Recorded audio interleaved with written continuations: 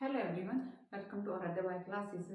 आज से हम जो state PGT biology KVS NVS tier 2 exam की प्रिपरेशन स्टार्ट करने वाले हैं। और इस प्रिपरेशन में सिर्फ एनसीईआरटी सफिशिएंट नहीं है, इसलिए हम जो नेट जेआरएफ की बुक्स हैं उनको भी साथ साथ फॉलो करेंगे, साथ साथ एनसीईआरटी भी करेंगे और पीवाईक्यू भी करेंगे। तो आज हम बिल्कुल बेसिक से स्टार्ट कर देते हैं। मॉलिक्यूलर बायो के अंदर, मोल बायो के अंदर, दैट इज द जीन। हम हर एक सब्जेक्ट को, हर एक चैप्टर को बेसिक से स्टार्ट करेंगे, उसको हाई लेवल तक लेके जाएंगे जो नेट जेआरएफ में होता है। तो आज हम जीन की बात कर लेते हैं। जीन क्या है? फंक्शनल सेगमेंट है, जेनेटिक मटेरियल है। जो जेनेटिक मटेरियल का एक सिंपल सा सीक्वेंस है, एक सेगमेंट लगा लो, एक टुकड़ा लगा लो, एक यूनिट लगा लो, वो क्या है? जीन है। वो आरएनए भी हो सकता है, डीएनए भी। अब डीएनए तो जेनेटिक मटेरियल सबका होता है, लेकिन आरएनए किस शर्त पे होगा, किस कंडीशन पे होगा?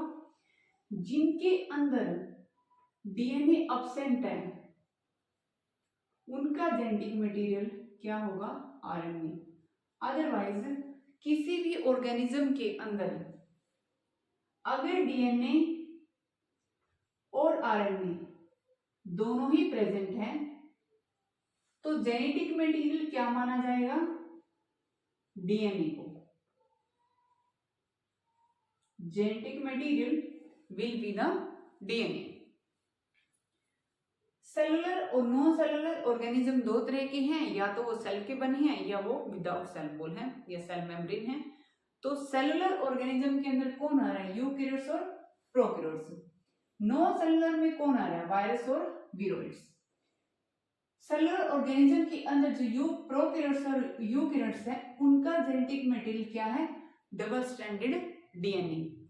हाँ, हो सकता है कि किसी प्रोकैरियोट्स के अंदर सिंगल स्ट्रैंडेड डीएनए भी हो, but mostly double stranded DNA होता है।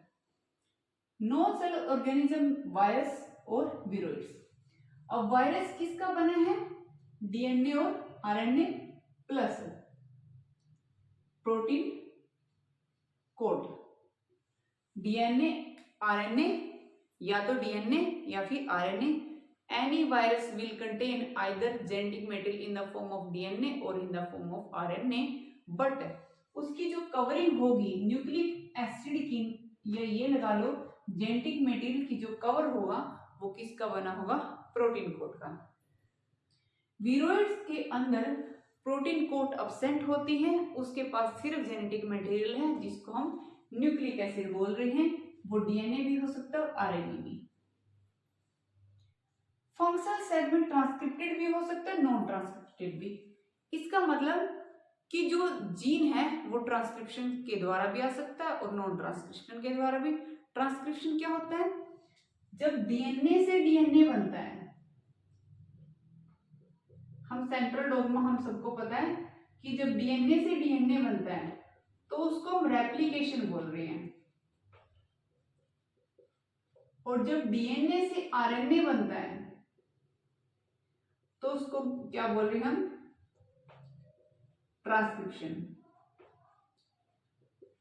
और जब यही आरएनए कोड करता है प्रोटीन बनाने के लिए तो उसको हम बोलते हैं ट्रांसलेशन। और इस पूरी प्रोसेस को बोलते हैं सेंट्रल डोग्मा। तो आरएनए ट्रांसक्रिप्टेड भी हो सकता है, नॉन ट्रांसक्रिप्टेड भी। और ये जो ट्रांसक्रिप्टेड है ये आगे जाके प्रोटीन बनाने में भी काम आ सकता है। जो प्रोटीन बनाने में काम आएगा, ट्रांसलेशन करेगा, उसको हम कोडिंग बोल देंगे। जो प्रोटीन बनाने में हेल्प नहीं करेगा, सिंथेसिस में हेल्प नहीं करेगा, उसको हम क्या बोलेंगे? Non coding. पुराने डेफिनेशन के अकॉर्डिंग साइंटिस्ट ने क्या बोला कि एक जीन एक मेटाबॉलिक ब्लॉक है, कि एक जीन ऐसा है जो ऐसे एंजाइम बनाएगा जो एक ही टाइप की मेटाबॉलिक एक्टिविटी करेगा। लेकिन बाद में क्या बोला गया कि एक जीन एक एंजाइम है। उसके बाद क्या बोला गया कि एक जीन एक प्रोटीन बनाता है। अब प्रोटीन तो बहुत सारे अमाइनो एसिड से बना है और वो प्रोटीन एज ए एंजाइम भी काम कर सकती है। हमें पता है, हमें क्या पता है कि ऑल एंजाइम्स आर प्रोटीन, सारे एंजाइम किसके बने हैं? प्रोटीन के। But all proteins are not enzymes. सारे के सारे एंजाइम्स किसके बने हैं? प्रोटीन के। बट सारी प्रोटीन किसकी नहीं बनी है? किसकी नहीं बनी है? एंजाइम्स की। और एक एक्सेप्शनल केस है किसका? राइबो एंजाइम का, जो प्रोटीन का नहीं बना, जो किसका बना है? आरएनए का। बाद में एक जीन एक प्रोटीन, ये बात किसके लिए करेक्ट है? मोनोमर्स के लिए। मोनोमर्स क्या? जो एक ही टाइप की अमाइनो एसिड से बनी है।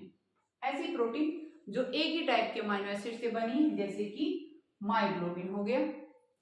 और मायोग्लोबिन कहाँ पाया जाता है? हमारी मसल्स के अंदर, जो किसको कैरी करता है? ऑक्सीजन को। बाद में मल्टीमेरिक प्रोटीन, जो बहुत सारी मल्टीमेरिक प्रोटीन है, ये लगा लो कि डिफरेंट ग्रुप्स की प्रोटीन है, वो किसकी बनी हुई मिली? डिफरेंट जीन्स की। तो हम ये बोल सकते हैं कि एक बहुत बड़ी पॉलीपेप्टाइड एक ही जीन से भी बन सकती है और डिफरेंट काइंड ऑफ जीन से बन सकती है। नंबर ऑफ जीन किसमें कितने हैं? प्रोकैरियोट्स में बहुत कम है। फिर जो लोअर यूकैरियोट्स हैं, जैसे कि अमीबा हो गया, उसमें और कम है, लेकिन प्रोकैरियोट से ज्यादा है। और जो हायर यूकैरियोट्स हैं, जैसे कि हम हैं ह्यूमंस में, उनमें जीन थोड़े ज्यादा है as compare to lower eukaryotes. अगर हम जीन का सीक्वेंस देखें तो प्रोकैरियोट्स में कम जीन्स हैं as compare to, it means higher eukaryotes में ज्यादा जीन्स हैं, प्रोकैरियोट्स में कम जीन्स हैं, लोअर प्रोकैरियोट्स में से थोड़े ज्यादा हैं और हायर यूकैरियोट्स में सबसे ज्यादा है। इट मीन्स ऑर्डर ये रहेगा। अगर मैं प्रोकैरियोट्स की बात करूं, एग्जांपल ले लेते हैं ई कोलाई का, तो 4200 जीन्स हैं इसके पास। लोअर यूकैरियोट्स में, जैसे मैं एग्जांपल लेती हूँ बी ईस्ट मतलब बडिंग ईस्ट का, तो लगभग 6000 जीन्स हैं। अगर मैं हायर यूकैरियोट्स की बात करूं तो हायर यूकैरियोट्स में हम ह्यूमन एग्जांपल लें तो हमारे पास 30,000 जीन्स हैं, जिसको कब सीक्वेंसिंग किया गया? ह्यूमन जीनोम प्रोजेक्ट के थ्रू। तो ऐसे ही हम स्टेप बाय स्टेप एक एक करके जो बेसिक है वो क्लियर करेंगे और फिर उसको हाई लेवल तक लेके जाएंगे। Thank you so much.